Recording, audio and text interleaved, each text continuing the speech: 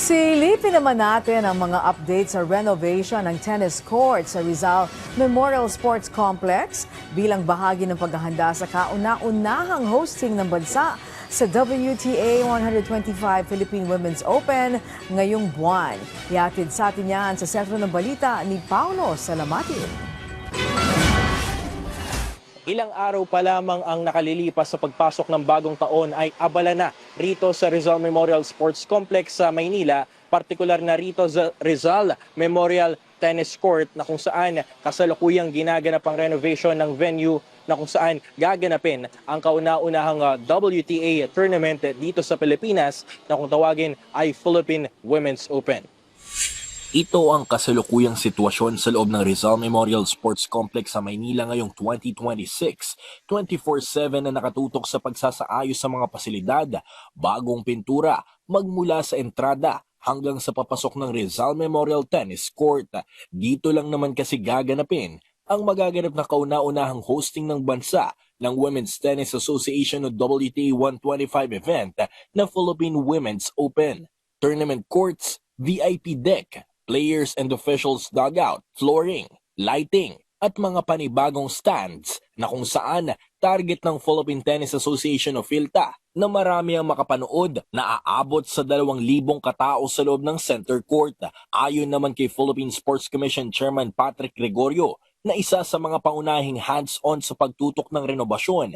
Anya, bagamat minamadali ang pagsasagawa ng pasilidad, iginit nito na asahan ng isang dekalidad at world-class na pagtatanghal ng nasabing torneo. There are two components ng hosting, no? Number one, yung pagtapos ng facilities. And number two, yung just to make sure na yung facilities ay maalagaan. Hindi lang. At yung tournament at yung liga, yung WTA ay magawa ng tama. Di ba? So yung to make sure that the tournament is memorable, successful, exciting, yan po, PhilTA yan. To make sure that the facilities are international standard, on time, maganda yung look and feel, maramdaman ng mga tao, they're most welcome here, yan po, PSC yan. Ibinahagi rin ni Gregorio na ang pagsasagawa ng mga ganitong klaseng torneo sa bansa ay para sa pagpapatuloy ng legasiyang itinatatak ni Filipino tennis sensation Alex Ayala sa Philippine sports at para na rin sa mga susunod na henerasyon ng mga tennis players sa bansa. Let me put it in a dramatic way. This is because of Alex Ayala. But this is for the next generation of Alex Ayala. This is for Alex and the next generation of national players in tennis. Do they deserve this? Do they deserve the international standard facility? Yes.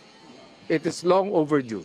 If we can develop more tennis courts, high caliber international standard tennis courts all over the country, we will do that.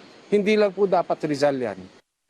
Siniguro rin ng PSC na hindi masasayang ang pagpapagawa ng tennis courts dito sa Rizal Memorial Sports Complex sa Maynila, kung saan pagkatapos nga ng Philippine Women's Open ay patuloy pa rin ang kanilang programa sa pagsasagawa ng mga local tournaments na magiging daan o magsisilbing daan para sa pagdiskubre ng mga bagong talento na posibleng mapabilang sa pambansang koponan balang araw. At yan na muna mga latest dito sa Maynila. Paulo Salamatin para sa Atletang Pilipino, para sa Bagong Pilipinas. At yan po sentro ng mga balita sa oras na ito. Hatid sa inyo mga konkretong informasyon at serbisyong may aksyon. Ako po si Aljo Bendio para sa Bagong Pilipinas. Hanggang bukas pong muli ako naman si Naomi Tiburcio kasama niyo sa paghimay sa mga balitang tiyak na konektado ka. Ako naman po si Angelique Lazo para sa Bagong Pilipinas.